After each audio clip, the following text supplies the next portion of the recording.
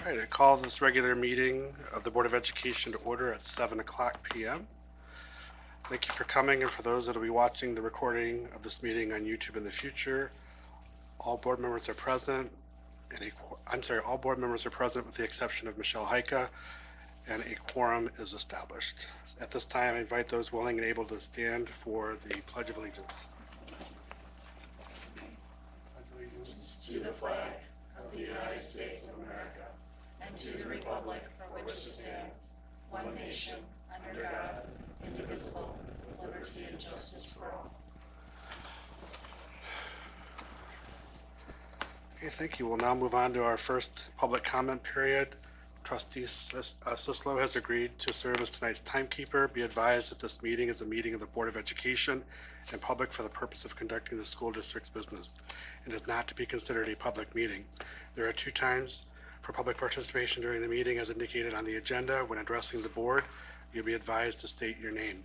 The board determines the amount of time granted to individuals or groups to speak. Each person shall be allowed to speak up to 3 minutes. Board members may question speakers but are not obligated to answer questions, make statements or commitments in response to issues raised by the public. In general, such items will be referred to the superintendent for advisement, investigation, study, and/or recommendation, or designated as future agenda items for board consideration. First up are comments from our student board representative, Jenny Heika. Just a quick note, next week, Milan area schools will be celebrating National School Social Worker Day, or week, as well as Maintenance Staff Worker Appreciation Day on March 4th. We'd like to thank our district social workers and our maintenance department for all they do and all they put up with from the students and everyone else. So thank you. Thank you very much. Are there any public members, are there any students that want to address the board? Are there any public members that would like to address the Board of Education?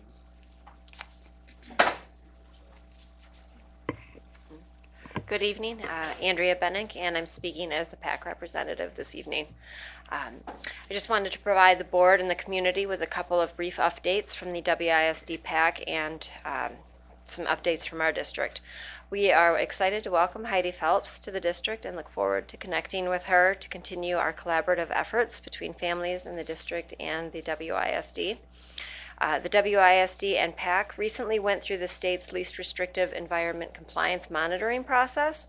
The PAC met with State Department of Education representatives to review the laws that make up LRE in public education, and we shared our experiences with LRE in our districts, and we provided feedback on where more support is needed.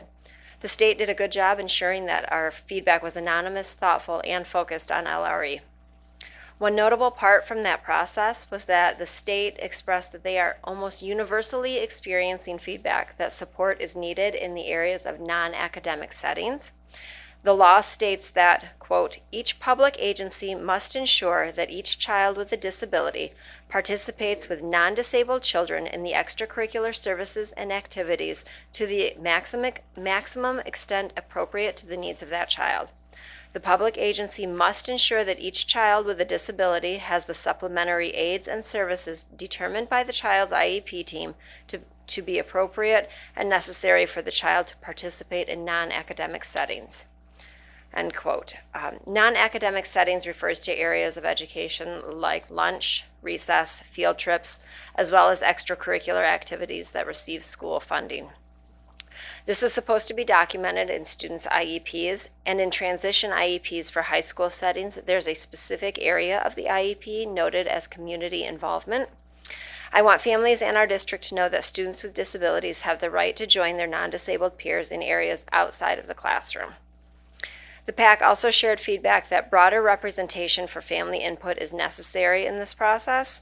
Many districts lacked any representation because the state only utilized parent input from PAC representatives. We suggested a survey to be sent to families in all districts for students who receive student support services with an IEP. Whether the state takes that under advisement is completely up to them. The state indicated that a report will be compiled of the information that they gathered during their process, and it should be available to the WISD and PAC in 2 to 3 months' time. I also think it's important to note that none of their findings are punitive in nature. It's meant to be advisement and recommendations of where more support is needed for LRE in our districts. Some support opportunities for local families include WISD meetings on March 19th at 6 o'clock on the topic of transition law for families who have a student graduating and moving into the young adult programs and reaching the age of majority. Can I continue? It's real brief. Thanks. We have a meeting at the WISD on April 7th at 5:30. They're hosting a workshop on My Able accounts, which are savings accounts for students' care and well-being. And May 14th, WISD at 5 o'clock is hosting a transitions seminar. And that experience has got agencies that are available to support students post-high school. And then on March 26th, from 8:30 to 10:30, the WISD is holding a coffee and conversations support meeting. The highlights for that gathering are employment opportunities for people with disabilities. The owner of New to You in Saline will be speaking on her business and employment of students with unique needs. And then locally, Nancy Gill and I will be hosting an 8th to 9th grade transition night for families of 8th grade students with IEPs and 504s. This will be held on May 12th from 6:30 to 7:30 here at the high school in the Media Center. We'll be focusing on supporting families and students to have a successful move into the high school. Again, that's for students and families who have IEPs and 504s. The focus is on special education in the high school setting. And our next PAC meeting isn't until May 19th. That meeting will be in person only and held at a location to be determined. That meeting is going to focus on next year's agenda, officer elections, and then wrapping up the LRE process that we had with the state. And I will share the details of where we will be meeting when they are available. Thank you very much. I appreciate the extended time as well. Thank you.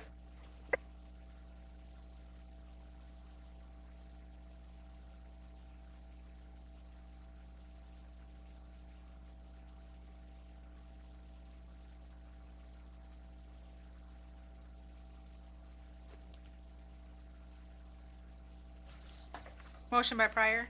Support by Burdette. Is there any discussion? All right, I have a motion from Ms. Pryor with support from Mr. Burdette. We'll proceed with the vote. Murray, yes. Pryor, Yes. Sislo, Yes. Burdette, Yes. Farrow, Yes. Gutierrez, Yes. and motion carries 6-0. All right, I need a motion to approve the minutes of the special meeting closed session of February 11th, 2026. Moved by Gutierrez. Support by Burdette. All right, I have a motion from Dr. Gutierrez and support from Mr. Burdette. Is there any discussion? Hearing none, we'll move on with the vote. Ms. Murray. Pryor, Yes. Sislo, Yes. Burdette, Yes. Farrow, Yes. Gutierrez, Yes. Murray, yes, and motion carries 6-0. Okay, moving on, I need a motion to approve the minutes of the regular meeting of February 11th, 2026. Moved by Murray, Support by Gutierrez. All right, I have a motion from Ms. Murray, support from Dr. Gutierrez. Is there any discussion? Hearing none, we'll proceed with the vote. Ms. Murray. Sislo, Yes. Burdette, Yes. Farrow, Yes. Gutierrez, Yes. Murray, yes. Pryor, Yes. motion carries 6-0. Okay, next item on the agenda is I need a motion to approve the minutes of the regular meeting closed session of February 11th, 2026. Moved by Pryor. Support by Gutierrez. Okay, I have a motion from Ms. Pryor. I have support from Dr. Gutierrez. Is there any discussion? Hearing none, we'll proceed with the vote. Ms. Murray. Thank you. Burdette, Yes. Farrow, Yes. Gutierrez, Yes. Murray, yes. Pryor, Yes. Sislo, Yes. and motion carries 6-0. Thank you. We're now going to move on to a district strategic plan business in the area of finance and operations. I need a motion to adopt the 2025-2026 fund budget amendment as detailed in attachment A. This is a second reading. We had the first reading at the last Board of Education meeting. Do I have a motion? Moved by Burdette. Support. I have a motion from Mr. Burdette. I have support from Mr. Sislo. Is there any discussion? We'll first move to Ms. Hendricks and/or Mr. McMahon. There have been no changes since I presented the budget to you last board meeting, and I have received no other questions other than the discussion we had at the meeting. Mr. McMahon, do you have anything more? Any discussion from the board? Okay, we'll move on to a vote. Okay. Pharaoh, Yes. Gutierrez, Yes. Murray, yes. Pryor, Yes. Sislo, Yes. Burdette, Yes. and motion carries 6-0. Okay, thank you. Next up on the agenda is a request to purchase 2 school buses as detailed in attachment B. I need a motion to approve the purchase of 2 school buses as detailed in attachment B. Moved by Sislo. Support by Gutierrez. We have a motion from Mr. Sislo with support from Dr. Gutierrez to approve the purchase of 2 school buses as detailed in attachment B. Is there discussion? Mr. McMahon. Yeah, I'll just add a couple things. In attachment B in the agenda, you have the quotes that we received through a pricing consortium, so it doesn't need to go out for bid. That is the bid process. We had 3 quotes. I'm recommending we go with Midwest Transit. It's not the cheapest one on the list, but it does offer a couple reasons. One, they have a knob-activated parking brake, and our bus drivers have to activate the parking brake when they start and stop the bus to pick up students. So that is just a beneficial means for our drivers, and also it matches the rest of our fleet. So we've been going with Midwest Transit for a number of years. It's good for our mechanic, ordering supplies, having parts to swap out. So we prefer to go with Midwest Transit. Typically, we buy 1 per year. We have a fleet of, I think, 15 or 16, and they last about 10 years. So every couple years, we got to add a second bus into the purchase, and that's what I'm recommending this year. It would be on next year's budget because we received it. If we order it now, we receive, or both of them, we receive in November, so it wasn't next year's budget. We do have a sinking fund purchase of a budget this year. This would be 2 for next year, and they're a little over 150. It's 151,900 each. So it'll be a little over 300,000 for the 2 purchases out of sinking funds. That's my recommendation. Thank you, Mr. McMahon. Is there any discussion by board members? And this was one of the items that we removed from assigned fund balances. So, and we are going to use sinking funds. I actually ran into one of our longtime bus drivers, and she spoke of the value of the hand parking brake versus the foot brake. So I do find, even from their feedback and, the fact that it does cost a bit more, but in order to avoid repetitive injuries on the foot, I see a lot of value in that. So it was good to get that feedback from her. And just to clarify, Mr. McMahon, both of these will be available for purchase through sinking fund dollars? Correct. Okay, thank you. Any further discussion by the board? Okay, we'll proceed with the vote. Ms. Murray. Thank you. Dr. Gutierrez, Yes. Murray, yes. Pryor, Yes. Sislo, Yes. Burdette, Yes. Pharaoh, Yes. and motion carries 6-0. Okay, thank you. Next up, in the area of personnel leadership, I need a motion to approve the Milan Area Schools Transportation Association Master Agreement as detailed in attachment C. Motion by Pryor. Support. Okay, I have a motion to approve the Milan Area Schools Transportation Association Master Agreement made by Ms. Pryor, support from Mr. Sislo. Is there any discussion? Mr. McMahon. Yeah, I can just give a little summary of the changes in the negotiations or the contract through negotiations this year with the transportation department. I gave you a summary sheet. It's in your. I shared it with you. The contract, the updated contract, is actually in the attachments in the agenda. So we made some adjustments to sick leave, bereavement, personal business leave section. That's the ESTA language that's required for all of our contracts now. It's just the Earned Sick Time Act in Michigan. So we had to update every contract in that area. We did agree to add 2 paid additional holidays for the bus drivers. One's for Labor Day, one's for MLK Day. We added a little language around attendance bonus for them. And then the final was the wage compensation package. So we used the 3.56 average that we use with the MEA to adjust down for some of the benefits that cost a little extra.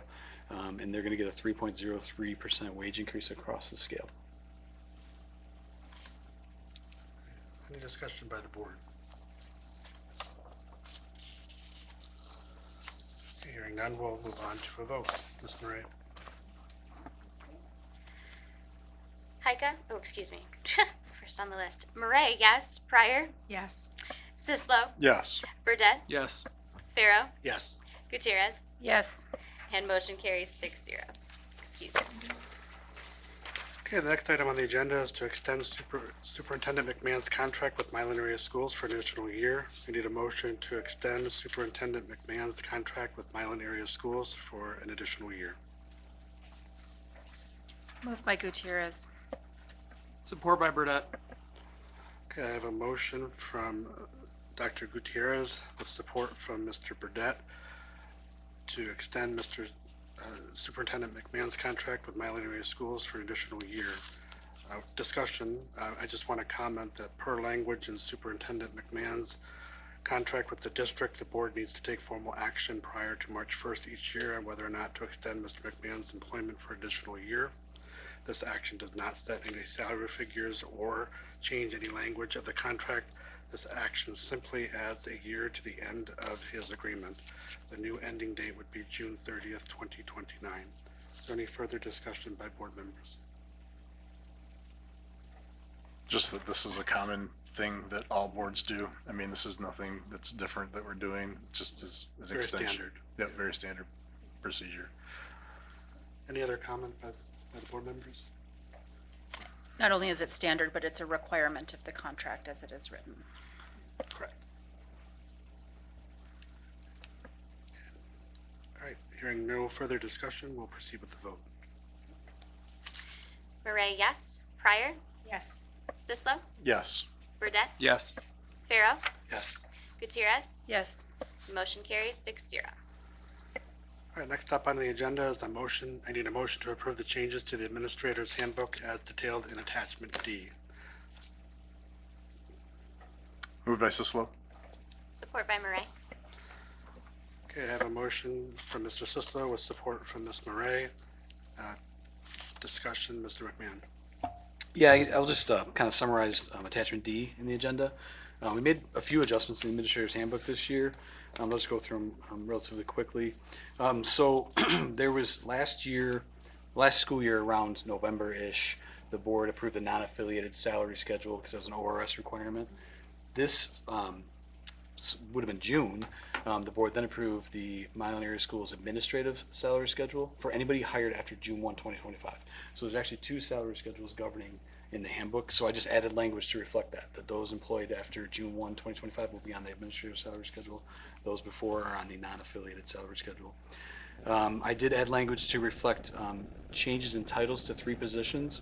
The Director of Student Services is now the Executive Director, Director of Finance is now the Executive Director of Finance, and the Director of Early Childhood is now the Executive Director of Early Childhood. I did that differentiate because we have an administrative salary schedule and a director salary schedule, so I want to differentiate those titles there and make that clear.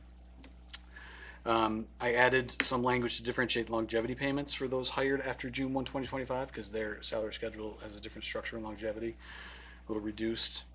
I added maximum salaries to the position not long ago, but previously there were maximum salaries, min and max, in the handbook for administrators. Those got moved when the non-affiliated salary schedule became a thing. The new salary schedule provides the minimums, but I want to put a max on it too. There's got to be some control on that. So I had to add that into, a lot of the changes are to put some controls in place. I adjusted the terminal leave language. I put some terms on it. I reset the amount of terminal leave pay back to what it was before last January, I think, or maybe December it changed. And I put some terms on it that administrators won't receive any unless they're here at least 5 years, but then it got to be 10 years to get the maximum amount. And I also added the caveat that it's contingent upon retirement, that the terminal leave pay is based on retirement. I also added language to limit the number of unused sick days that can be rolled over to, unused vacation days that can be rolled over to sick days. It used to be unlimited, now it's cut at 10, so they can't roll more than 10 over. And I think that covers all the changes. Any questions for Mr. McMahon? Any discussion by the board? I appreciate the updates that you did, Mr. McMahon, to put them in line and make it consistent, so appreciate it. Any further discussion? Okay, we'll proceed with the vote. Pryor, Yes. Sislo, Yes. Burdette, Yes. Farrow, Yes. Gutierrez, Yes. Murray, yes. Motion carries 6-0. Thank you. We're now back to public comments. Are there any additional public comments? Just a reminder, the same rules described in advance of the first public comment period apply here. Kindly keep your comments to 3 minutes or less.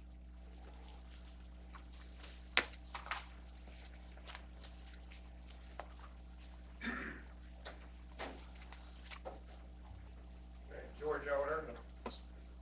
Sorry, push it. Yep. Better? Yep. George Elder.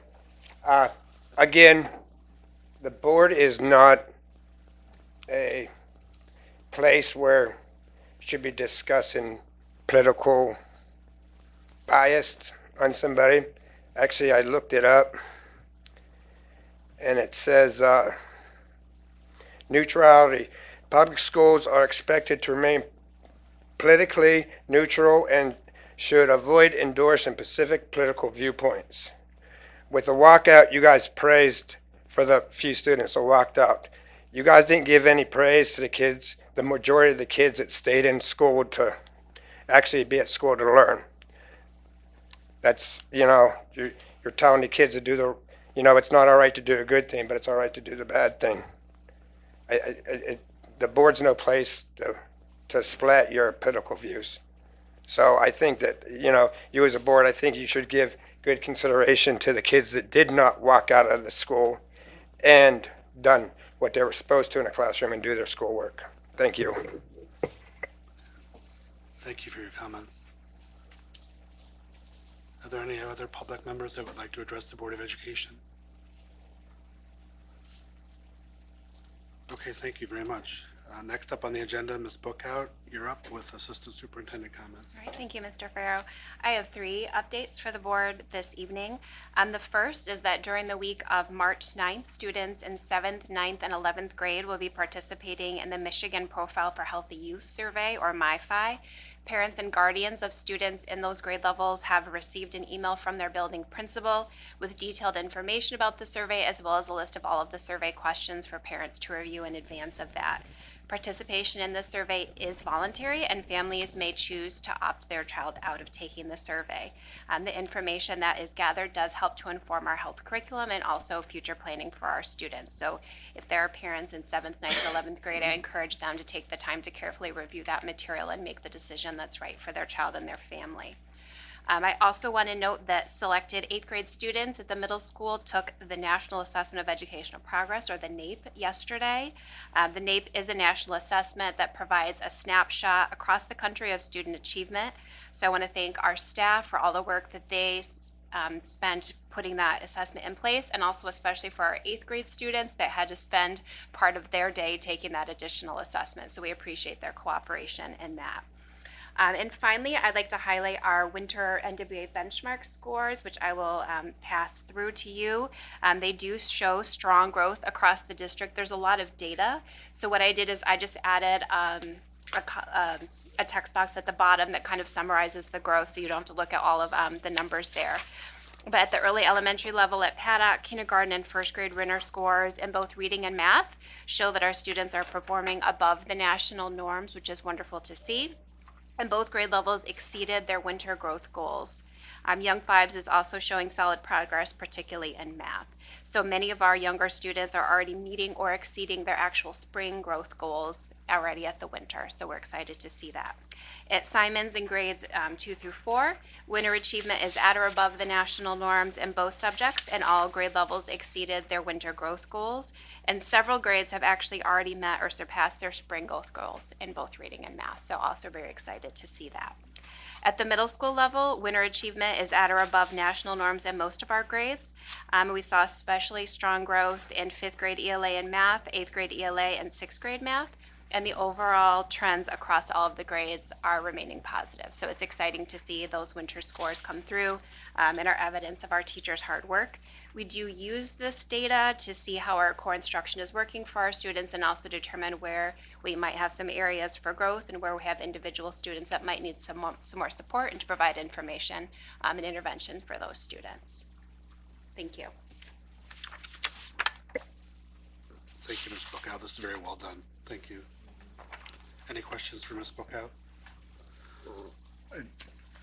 Just not a question, but just a comment. I think during negotiations, there was quite a few teachers that were talking about the new curriculum for ELA and how well they liked it. And I would imagine that these scores that we're seeing have something to do with that ELA curriculum.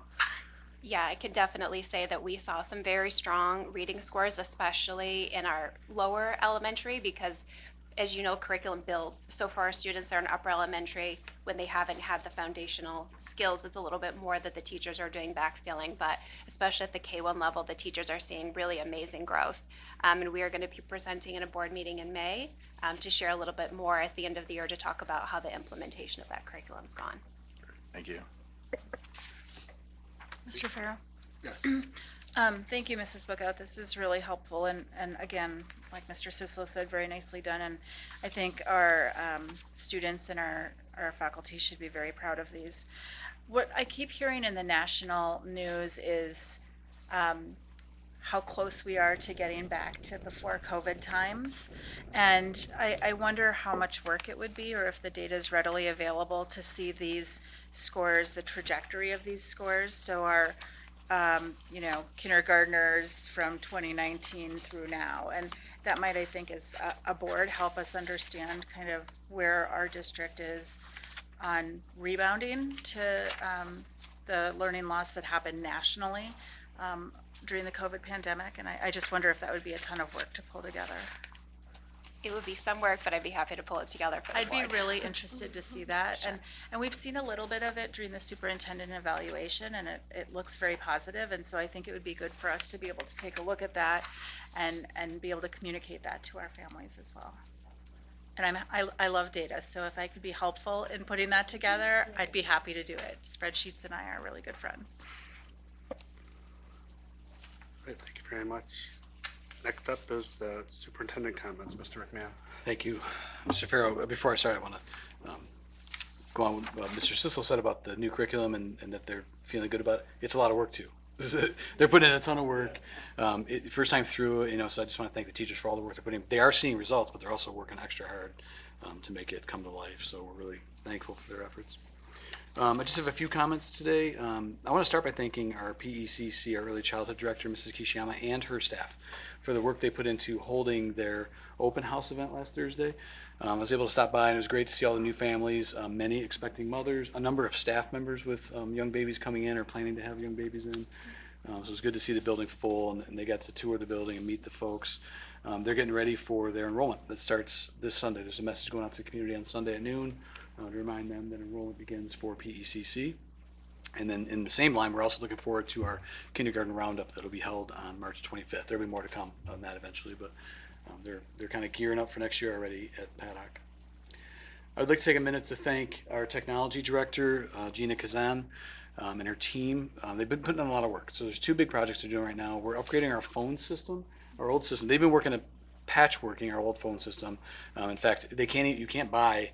You have to buy refurbished models of the phones. They don't even make the phones anymore, and the refurbished ones are even hard to find. So we've been kind of limping along, and they've made that work as long as they can, but they've come to a life end. So we're moving on to a new phone system. It's going to be cloud-based, and we're working with a company called Zoltis. I believe they're out of Adrian, and the plan is to get all that started. The plan is March 13th. We still have to close out some accounts with AT&T, and there's some Johnson Controls things we have to work on. So the target date is March 13th, but if it's not able to hit that, it'll be soon thereafter. We have a PD day there and a half day, so they're going to work the weekend to get it happen. And they've also been working hard on shifting us from our remaining physical servers, the servers we have on site to store our data, into a fully cloud-based system. We're kind of a hybrid right now, but they're participating with the MyCloud. It's a purchase through an MDE grant, and they're shifting us over to that, which is great. And it was a quick move, and it's going to save us approximately $20,000 this year and up to $36,000 next year through the grant, and then some savings because it's not physical space. So I want to thank their team. The tech team's been working hard. Gina gets them to put in the hours when they need to. I just said they might work the weekend. They're willing to do what it takes to keep us up and running and improve our systems. And my last announcement, I'd like to officially welcome our new Executive Director of Student Services, Heidi Phelps. She started today. It was her first official day. She was able to spend a day last week with Lon Smith, getting to know the ropes. We're trying to do a 3-day transition. 4 days, because she'll have 3 this week with Lon and then last week. But she's been out across the buildings. Heidi is from the area and grew up in the area, taught in the area, so she knows a lot of folks in our district and was making connections everywhere. She's going to hit the ground running, and we're looking forward to her being a part of the administrative team and getting her on board. It's going to take some time. All the accounts that we've got to create, but she's got email and she's up and running, so we're excited to have her on board. That's it for me. Thank you. All right, next up, our board member comments. Are there any individual board comments?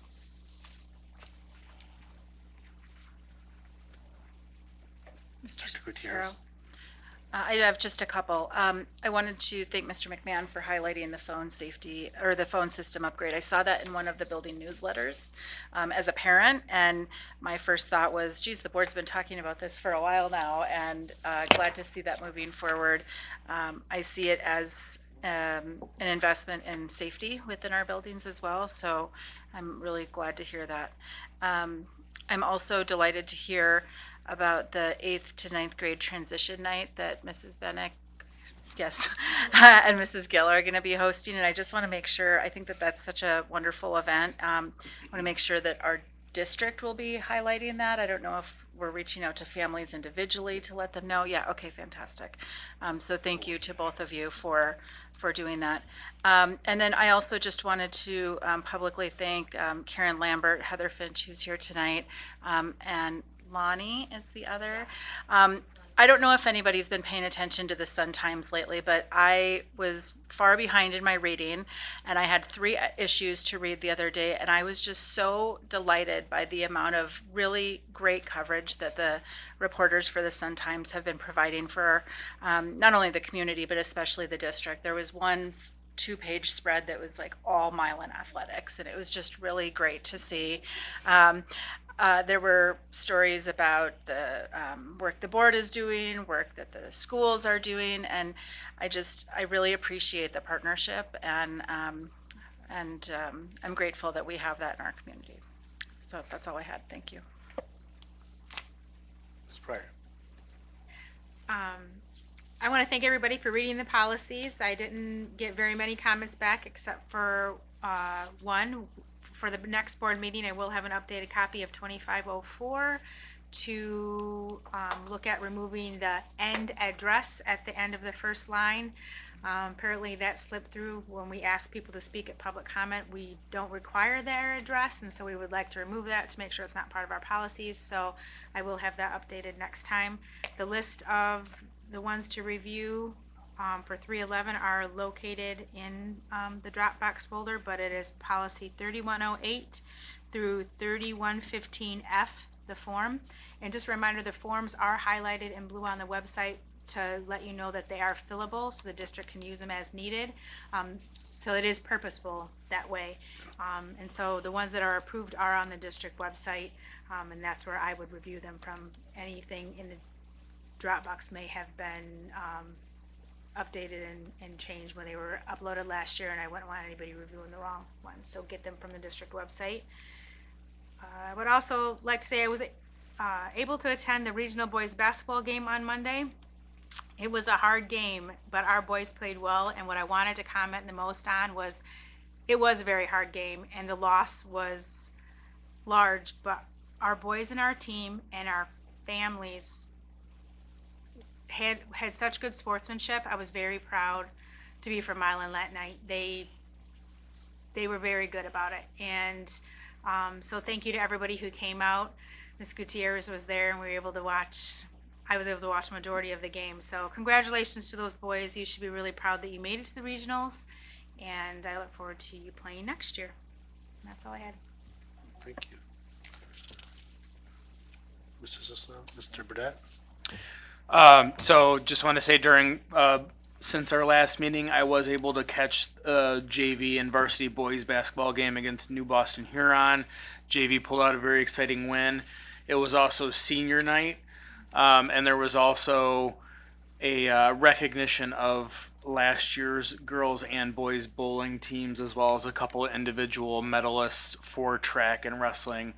Really, really nice, good, hard fought game, and really nice to see all the recognition of all of our athletes. And then I was also able to catch the varsity and junior varsity girls basketball game against Monroe Jefferson, in which the girls pulled out a big win against Jefferson. It was a very, very exciting game. It was close for a while, and we pulled away at the end. And just seeing the excitement on the girls' faces was pretty awesome. I was glad I was there. And then lastly, just I'm looking forward to the GMACF Gala that is this Saturday. I'm sure that there are still tickets available, so please, if I would love to see everyone there. Thank you. Thank you, Ms. Murray. Thank you. Good evening. Just a couple of quick things tonight. First, I want to reiterate thanks to Ms. Bookout and your team for putting together the winter data update. And then specifically, I just want to commend and congratulate the teachers and the students for all of the work that brings us to here. From my time in the district and my various roles, I've always known Milan Area Schools to be a district that's deeply committed to excellent pedagogy in the classroom, which means teachers committed to using best practices in everything that they do, instructing their students and utilizing curriculum. And I'm really excited to hear the presentation in May about the new ELA curriculum and hear more feedback about how that is going specifically. But I think that this winter data specifically supports what I've always known for a long time about just our commitment as a district to good teaching and good learning. So thank you again for bringing that, and congratulations, teachers. It's excellent, excellent, amazing work. Secondly, oh shoot, just had it. I'll come back to it. Yeah, no, gosh, it's darn. Okay, gone. I just want to take a brief minute for to respond to Mr. Elder, just in case your comments were, because I know I did speak at last meeting regarding the student walkout as well as the district response to staff regarding our ICE protocols, or excuse me, our immigration protocols. And I did take a minute to review my comments, and I want to say that I appreciate your concern and your feedback.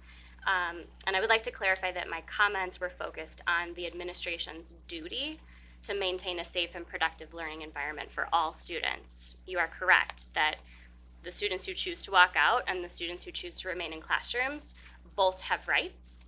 And I specifically noted in my comments that case law protects students' freedom of expression, and that case law also specifies there can't be a substantial disruption to the learning environment. And so the intent of my comments was to thank the administration for their hard and extra work in balancing those two rights, the right to stay in class and the right to express themselves with freedom of speech if they would like to. Those conversations are difficult. There were obviously tensions, and I just intended to thank the administration for balancing those. And that's where I'll leave that, but I would welcome a discussion at a later time if you would like to. And if I think of my other thing, I will come back to it, but I'm going to pass for right now. Thank you. All right, so I have a few comments. The first comment is our board meeting dates for June through December still need to be determined. I will connect with Ryan on that. I know that I brought it up last meeting, but I still have to connect with Ryan on that. In terms of MASB, there's a board self-assessment that I will be working with Scott Morrell on with MASB. We have done this previously. What will happen is Scott Morrell from MASB will send me a link to share with everyone, and then if you would please complete that, that would be appreciated. That will help us in terms of our effectiveness and efficiency moving forward. And then the next Big Red Board Chat will be in April, on April 16th at 6:30 p.m. and it will have to do with board service and questions and answers. for those interested in board service. That will be at Simon's Elementary School. So that's all for me.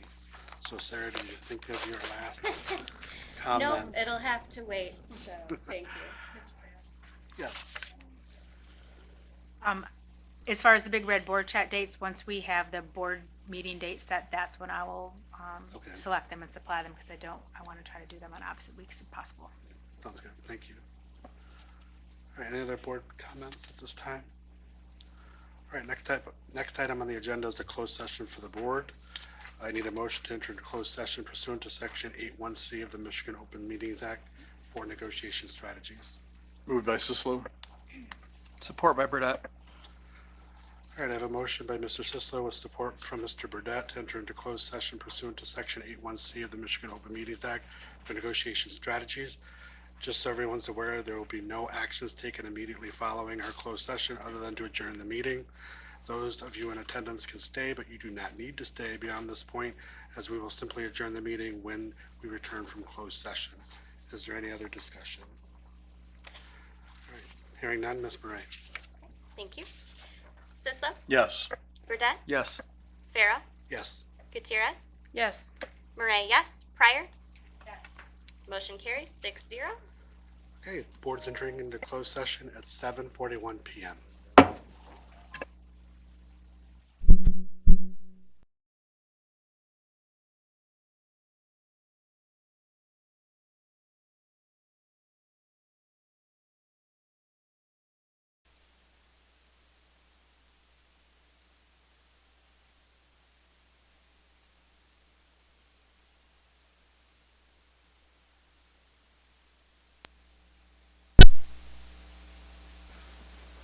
Okay, the board's returning from closed session at 9:26 p.m. and the meeting is adjourned at 9:26 p.m.